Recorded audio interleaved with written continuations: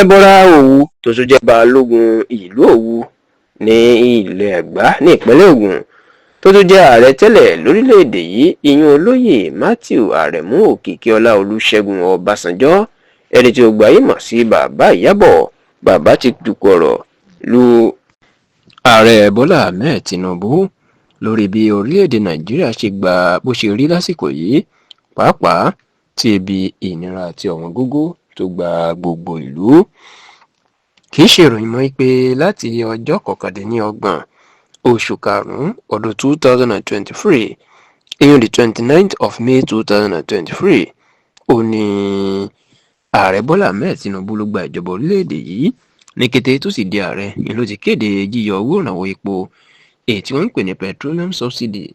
èyí tó jẹ́ pé òun ni kì í jẹ́ kí owó epo wọn fáwọn mẹ̀kúnnù, tó jẹ́ pé ìjọba ló ti máa ń bá àwọn aráàlú san díẹ̀ nínú ẹ̀. Ṣá o bí Tinubu ṣe wá yọ ọwọ́ kúrò ńbẹ̀ tó níjọba ò san owó subsidy mọ́, látìgbà náà ni ebi ìnira àti ọ̀wọ́n gógó ló ti gba ìlú, nítorí pé gbogbo nǹkan ni ló gbówó lórí. Pàápàá bó ṣe jẹ́ pé lórílẹ̀‐èdè Nàìjíríà owó epo pẹntiróòlù, ìyẹn pé epo pẹntiró òun gan ni ó ń darí, ló ń ṣàkóso gbogbo àwọn iye tí owó ọjà àti nǹkan yóò jẹ́. Ṣá o látìgbà náà tí ìlú ti le lóríṣiríṣi àwọn èèyàn náà ti máa ń sọ̀kò ọ̀rọ̀ ránṣẹ́ sí Tinubu, táwọn èèyàn máa ń sọ̀rọ̀ sí wípé ó ti dojú Nàìjíríà bolẹ̀, ṣùgbọ́n tí Tinubu máa ń ṣàlàyé ìdí tó fi yọ sọ́bsidì, nítorí ó ló kò parun Nàìjíríà ń lọ báwọn ò bá yọ sọ́bsidì náà. Ṣá o lórí bí ọrọ̀ ajé ìlú Nàìjíríà bó ṣe rí àti bí ìlú ṣe rí, ó ní Ọbásanjọ́ mà tún sọ̀kò ọ̀rọ̀ lu Tinubu lẹ́ẹ̀kan sí nínú ìwé tó ṣẹ̀ṣẹ̀ gbé jáde, èyí tó pè ní Nàìjíríà the present and future, ìyẹn Nàìjíríà ní ọjọ́ iwájú Nàìjíríà àti tàsìkò yìí. Lédè Yorùbá ní Ọbásanjọ́ lòun àti sọ̀rọ̀, ó jẹ́ kó di mọ̀ pé ìjọba alágbádá tó burú jù nínú ìtàn orílẹ̀-èdè Nàìjíríà,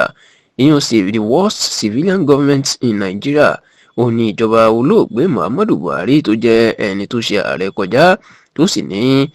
ìjọba kan ṣoṣo tó ń figagbága báyìí pẹ̀lú ìjọba Buhari nínú kéèyàn má ṣe dáadáa, ó ní ìjọba ààrẹ Bọ́lá Ahmed Tinubu. Olóyè Olúṣẹ́gun Ọbásanjọ́ ní gbogbo àwọn nǹkan tó ṣẹlẹ̀ lásìkò ìjọba olóògbé Muhammadu Buhari ni ló ti fi hàn wípé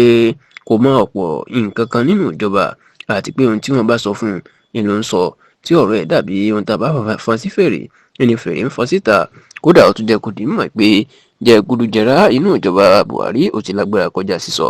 tó wàá jẹ́ kó di mímọ̀ wípé kò sí àní-àní o, ìjọba tó tún fẹ́ burú sí kejì ó ní ìjọba Bọ́lá Tinubu. Kódà ó ló ti ń figagbága pẹ̀lú Buhari báyìí láti mọ èyí